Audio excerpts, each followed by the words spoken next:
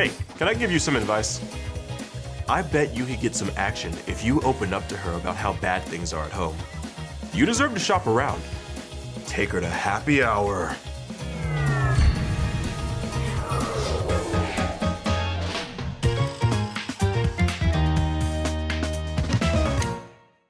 Now, I obviously can't see what's happening on the other side of this screen, but I sure hope that you all were writing down my marriage tips. I mean, I worked really, really hard on those.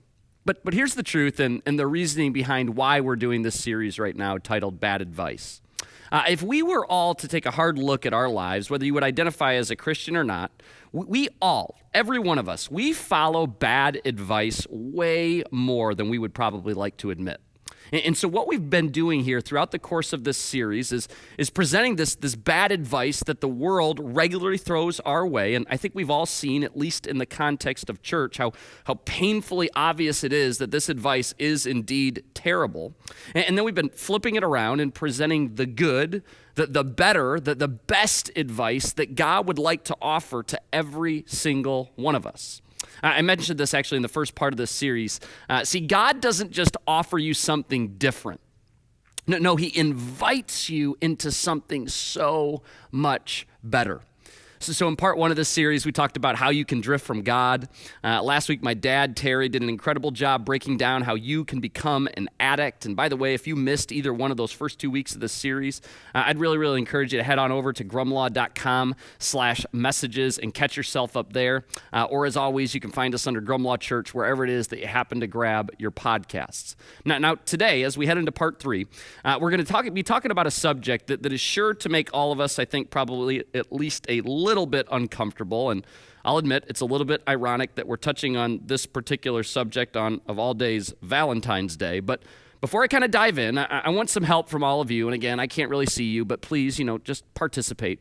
I want you to raise your hand first if you're married. So if you're watching out there and you're married, go ahead and raise your hand. Okay, put your hands down. Now raise your hand if you're not married, but someday you would like to be married. My guess is if you're participating right now, that probably includes just about every person watching. Now, everybody put your hands down. Now raise your hand if someday you would like to commit adultery. It's about what I expected, right? And in fact, this is one of those areas that whether you're a Jesus follower or not, we all pretty much agree that cheating on your spouse, cheating on your mate is a really, really bad idea. I think we could actually even all agree in referencing and referring to it as sin. In the book of Exodus, which we find in the Old Testament, in fact, this is listed as one of the 10 commandments, one of the big 10, the writer says, you must not commit adultery. I mean, this is a command directly from God. And even if you're just kind of starting to explore, or maybe you think the Bible's a little bit conservative, antiquated, my guess is that you can probably get on board with this command. But what's interesting is even though we have pretty much universal agreement on this, many people still do it. Many people still commit adultery. In fact, one study that I came across this week as I was preparing for this message, and specifically in the Journal of Psychology and Christianity, suggests that as high as 65% of husbands and 55% of wives will commit adultery at some point during their marriage. I feel like there should just be this audible, universal, this groan happening right now. I mean, that's a lot. That's a lot of marriages destroyed. That's a lot of households ripped apart. That's a lot of kids now facing a brutal childhood. Now, let me make this really, really clear here on the front end. My goal this morning certainly isn't to induce fear. It's not to cast suspicion and doubt into every relationship. In fact, in a lot of ways, I really wish I didn't have to teach this message today. But I truly feel that I have an obligation to teach this, and I 100% know it's a message that we all, whether you're Christian, not a Christian, married, single, we all need to hear this. Nobody, including me, is exempt from this. We would all be wise to heed the advice that's given to us in Scripture on this particular subject. Because I promise you, and a friend of mine actually recently said this to me when we were discussing this particular subject, when yet again, another hero in the Christian faith had their entire life and ministry in an instant undone by their selfish sexual actions. He literally texted me these words, "Holier people than us have fallen." Holier people than you and I have fallen victim to this sin. This deceitfulness, this inclination, it exists inside every single one of us. And if we as a people aren't intentional about rejecting the bad advice that our world regularly throws our way, and simultaneously embracing the good, the best advice that God offers to us through his word, it is certainly not unthinkable that we too could find ourselves in a very compromising situation. Because as we just mentioned, nobody plans on committing adultery. But yet, it happens all the time. And again, I think this probably goes without saying, but I'm just going to say it just in case. Christians certainly are not exempt. So whether you're married, single, Christian, not a Christian, no matter where you find yourself in this whole faith journey, I think you would be really wise to listen up and embrace what we're going to be covering here today. And all you single people, let me just talk to you real quick that are listening. The temptation throughout this message is going to be kind of to tune out and think to yourself, well, this doesn't really apply as much to me. I'm not married yet. This is just kind of for the married people. Today I'm just going to kind of zone out and jack around on my phone. Wrong. And here's why. You do not prepare for a healthy, successful marriage by drinking from a fire hose the day that you meet Mr. or Mrs. Right.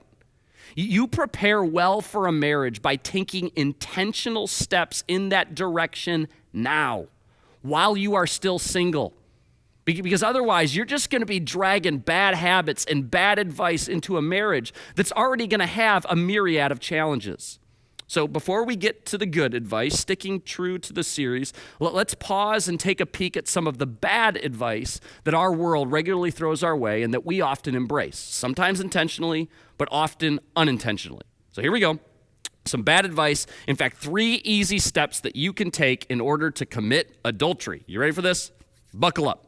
Number 1, neglect your marriage. Neglect your marriage. And the most practical way that you could actually make this a reality is by finding something, really anything at all to give your best to. So sure, it could be as obvious as that attractive coworker, but it can also be far more discreet. Maybe a hobby like hunting or gardening, your pets, your job, social media, fitness. It could even be your kids. And this is particularly sinister because kids are actually a really good thing. But start obsessing over them. You use them as an instrument to neglect your marriage. You can also just kind of start letting yourself go. Take zero care of your personal appearance. Wear that robe every single day that kind of has the pancake mix crusted all over it. Wear those baggy sweats that you picked up back at Salval, 5 years ago when you were in college. Wear those like every day of the week. Don't talk and be honest with your spouse. Keep the conversation really, really superficial. And better yet, actually pretty much keep it limited to whatever Netflix show you happen to be watching together. When it comes to physical intimacy, you ready for this? Boring and predictable is the name of the game. I'll just kind of leave it at that because there's probably some kids who are watching this morning. All right, number 2, form an emotional bond with someone else. Start by actually selecting somebody in your life that you already have a decent amount of contact with, and then start finding those common interests. So it could be a coworker, maybe a neighbor, maybe your kid's teacher, somebody you work out with, and then start feeding yourself these really helpful lines like, well, she just understands me, and he's such a good listener, and she appreciates my sense of humor. I am so funny, or there's just a real connection that's happening. To do anything to begin to form that emotional bond with somebody else. And as that bond begins to be formed, as it begins to blossom, hide this person from your spouse. You're going to want to act as if they don't even exist. Start flirting more at work. Intentionally seek out ways that you can spend even more time with this person. Text, and even better yet, hit up those DMs. Now, just a little bit of a sidebar here. I don't know, maybe this is just a me thing, but the first time I even heard the phrase DM, I was like, I don't know what that means, but it just kind of sounds strangely sexual. All right, number 3, make excuses and rationalize your actions. Things like, well, if he just paid more attention to me, or if she would meet my needs. If he was just home more often, if she would just compliment me every once in a while. Or, my personal favorite, I'm just so happy when I'm with him. And doesn't God just want me to be happy? Isn't that the ultimate pursuit in life, to be happy? Make excuses, rationalize, continue to feed yourself the lie that this is just harmless, it's just flirting, it will never actually go anywhere. And if you find yourself kind of getting too close to the line, start telling yourself, well, maybe this is actually what God wanted all along. In fact, maybe the very point of my marriage was to lead me to this very moment with this individual. Now, Just in case you kind of hopped in late, this is officially the bad advice portion of the message. That was all very sarcastic, bad advice that our world does indeed regularly throw our way. Advice that we often embrace without even noticing. So that's the bad. Now let's kind of flip this and take a look at the good, at the better advice that God would like to offer to every one of us. Advice that we all, again, whether you're married, single, Christian, not a Christian, would be wise to embrace and live out. Number one, do whatever it takes. Do whatever it takes to radically reduce the risks. One of the really interesting things to kind of take note of when examining sexual sin is the nature in which Scripture speaks about it. See, with a lot of other sin, when you kind of begin to dive in and read this stuff for yourself in this book that we call the Bible, Jesus, God, the writer of that particular book, they tell us things like to stand guard, or stand up against it, or fight, or resist the sin. But not the case with sexual sin. You want to know the advice that we're almost exclusively given in this particular area? Paul puts it like this: run. Run. Get away. Literally head for the hills. Run from sexual sin. Other translations will often use the word flee. Run. Get away. Get as far away from sexual sin as possible. And Paul, who's the writer here, he explains why this should be our approach, all of us, all of our approach to sexual sin. He says, run from sexual sin. No other sin so clearly affects the body as this one does. For sexual immorality is a sin against your own body. He's pointing out something here that all of us actually deep down know to be true. That sexual sin is unique. One of the things that I often hear in my position as a pastor is people will come to me and be like, well, all sin's the same, right? I mean, all sin's equal. And that's kind of true. Yes, all sin is equal in that it separates us from God. All sin is equal in that it damages our relationship with God. But please, don't be so naive to believe that all sin has equal consequences and has equal effects on you and the people around you, and in particular, the people that you care about most. See, virtually every other mistake, every other sin, you can fully recover from. But sexual sin is almost impossible to fully recover from, which is why the advice that we are given in this book called the Bible, it tells us exclusively to run, to flee, to get away. You can recover from financial disasters. You can recover from addiction disasters. You can recover from strained relationships with family. But sexual sin is almost impossible to fully recover from. You never hear people sharing those stories and laughing it off. I mean, take for example just this last week. We were talking about addiction. And my older brother for years struggled with alcoholism. And praise God, he is years and years and years now sober. And because of the content of this last Sunday's message, leading up to the Super Bowl, we're sitting around as a family, and we were literally laughing about some of the boneheaded decisions that he made when he was drunk, when he was an alcoholic. We laughed about it. It was funny.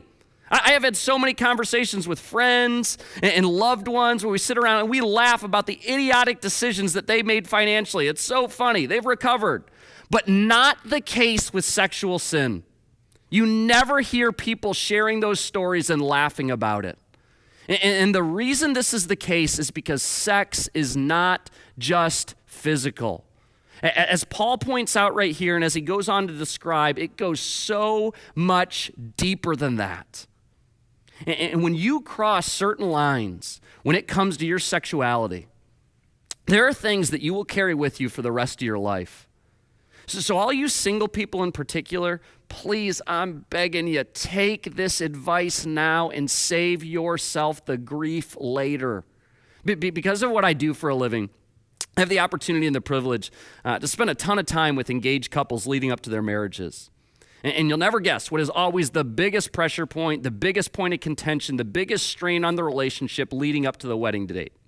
Every single time, universally, it is decisions that were made sexually prior to them meeting each other and sexual decisions that were made early on in the relationship. I mean, it's unbelievable. You'll see these couples that are carrying literally hundreds of thousands of dollars of debt into the relationship, and they don't even bat an eye. You'll see these glaring tensions with parents and in-laws, and you have to convince them to talk about it. That they can be on completely different wavelengths when it comes to household responsibilities. And they're like, we'll figure it out. But our sexuality, whoa. We need to park there. In fact, we need to talk about that. And we need to hash and rehash that over and over and over and over again. All sins affect our body. But no other sin has such a disastrous effect on our memories, our personality, and our soul as does sexual sin. And the truth is, I don't really think I'm revealing anything revelational this morning. Because every single one of us, we have firsthand accounts of the damage, the guilt, and the memories that have proven very difficult, if not impossible, to get rid of. So run, flee, get away. All you married people watching, here's a really, really good litmus test to kind of turn on to yourself if you're wondering if perhaps you're kind of flirting with disaster. Perhaps you're flirting rather than running, flirting rather than fleeing. Ask yourself this question. If your spouse had a camera on you all day, would there be anything you would hope they would not see? See, this is such a good question because it cuts right through all the lazy BS excuses. It cuts through all of the rationalizations. See, you can rationalize all day that it's not a big deal talking to that coworker. But if your spouse was watching, is it still that innocent? Do those little flirtatious remarks suddenly appear a little bit more sinister? That content that you're consuming on the Discover page of Instagram, is it still no big deal if your wife was looking over your shoulder? Those couple drinks after work with your coworkers, still just like a work thing? That spin class with that person, still just two people encouraging each other to get in better shape? Let me kind of twist the knife a little more. That funny comment about your wife, would she hear that as a joke? Or maybe just downright disrespectful? The text between your boys, still just boys being boys, or suddenly something embarrassing or absolutely humiliating?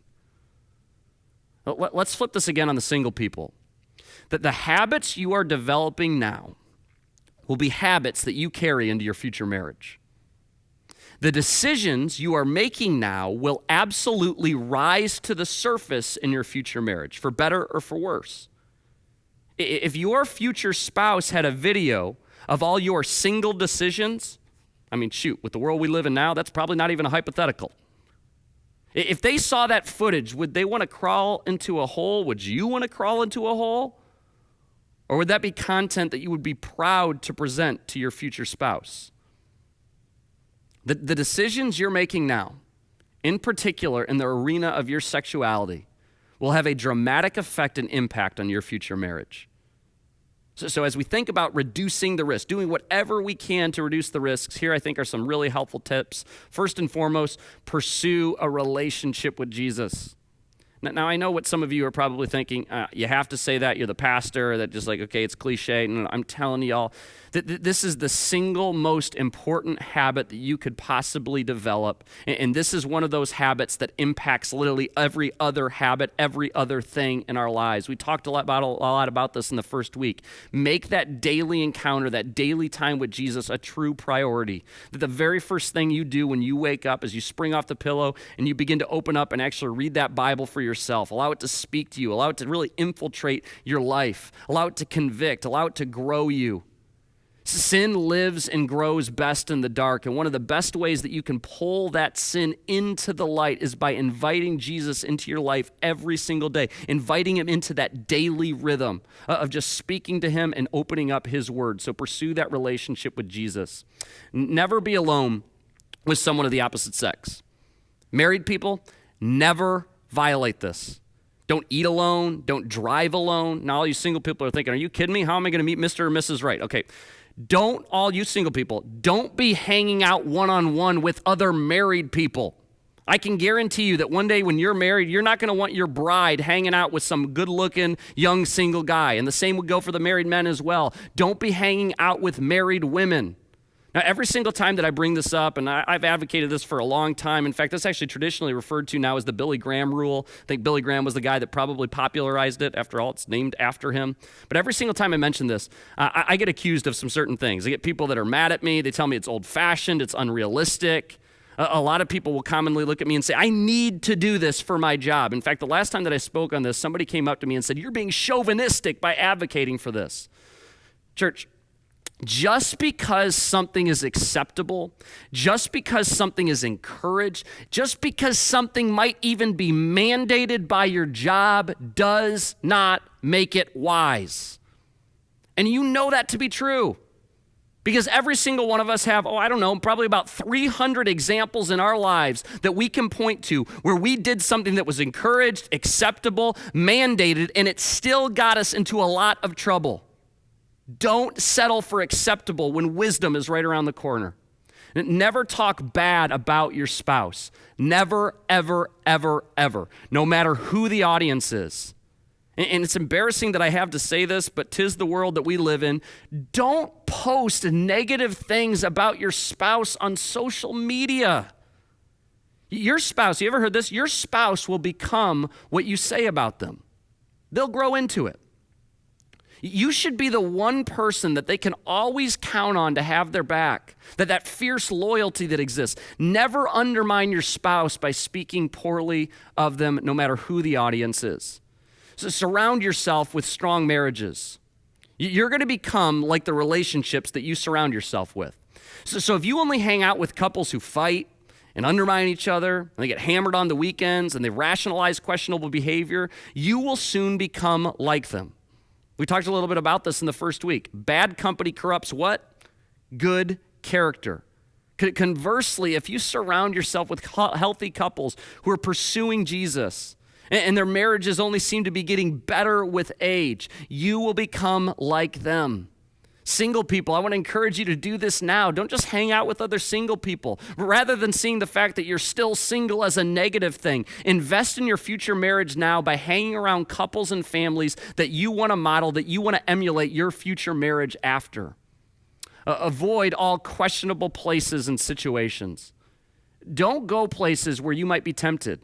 So you're on that business trip, and there's a bunch of people. They're going to go hang out in the lobby bar, and you know they're probably going to be there till 3 a.m., and you know that probably some bad decisions are going to be made. Just go to bed.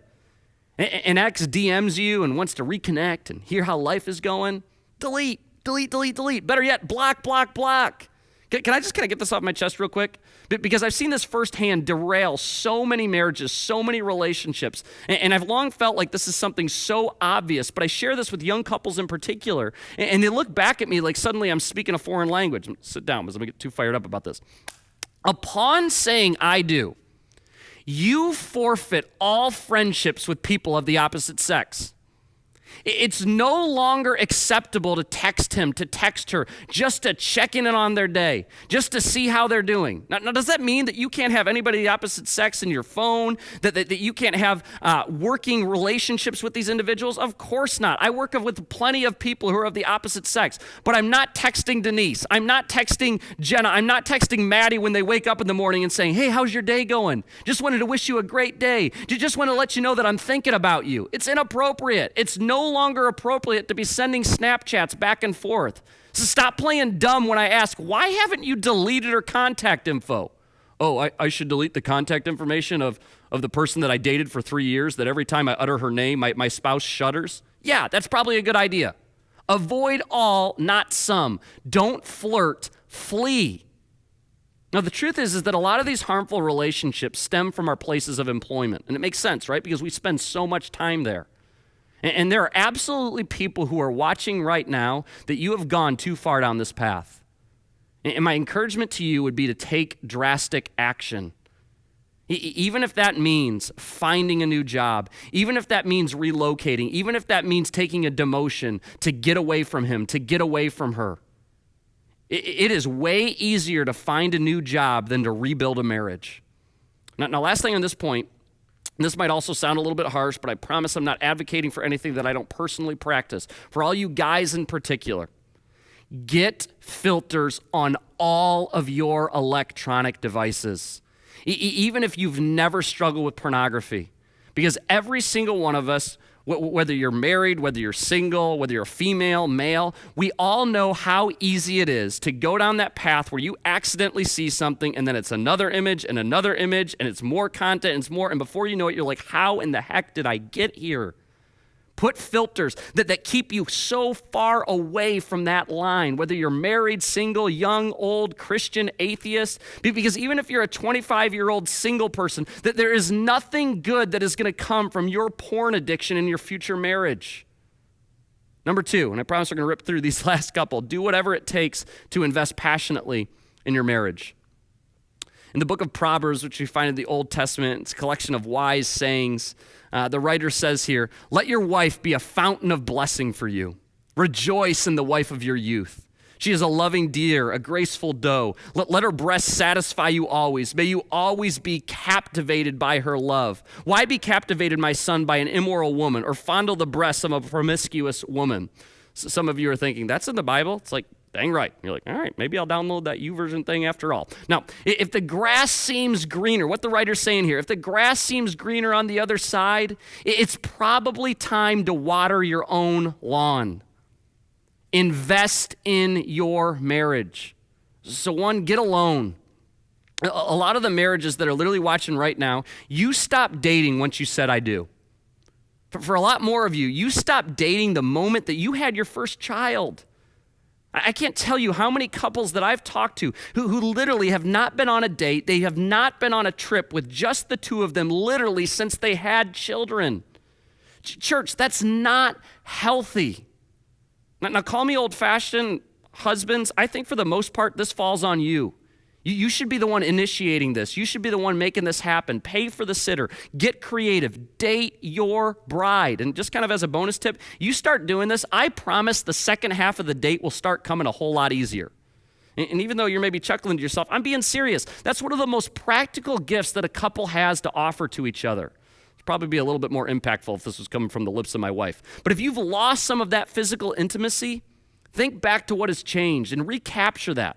At least 3 times a week, okay? Now, date your spouse at least bi-weekly, but even better, weekly. 1 night of the week with just the 2 of you, no kids allowed. I promise you I love my children, but I love my wife more.